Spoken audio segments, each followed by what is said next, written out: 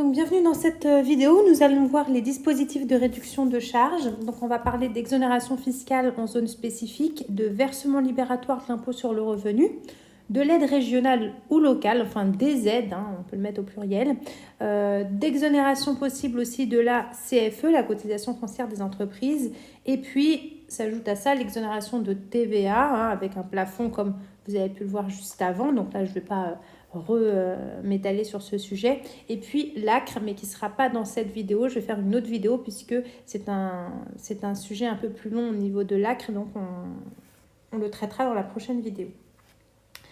Alors, pour l'exonération fiscale en zone spécifique, donc certains territoires permettent une exonération totale ou partielle d'impôts.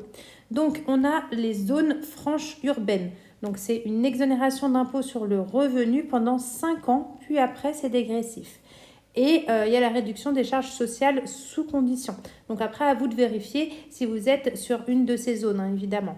Et puis, donc, on a les zones de revitalisation rurale, donc exonération d'impôt sur le revenu pendant 5 ans, là aussi.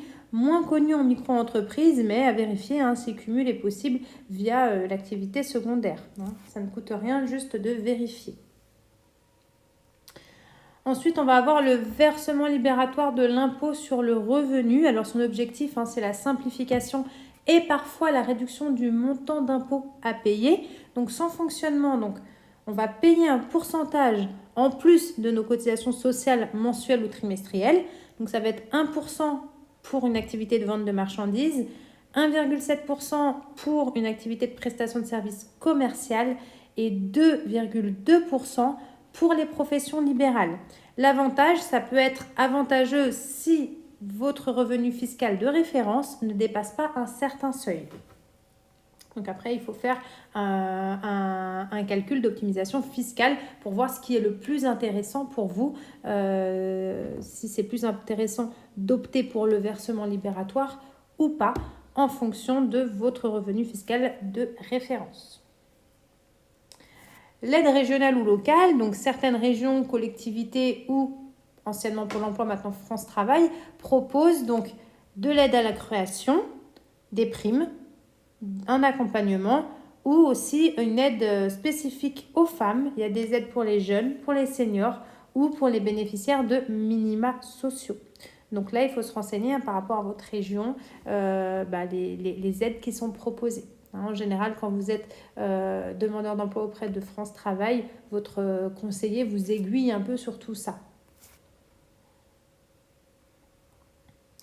Et puis, il y a aussi la CFE, donc la cotisation foncière des entreprises.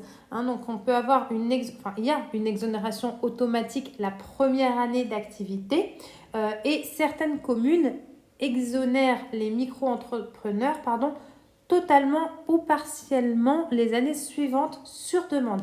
Donc, rien ne coûte aussi de demander à votre commune s'il y a une possibilité d'avoir une exonération de la CFE au-delà de la première année.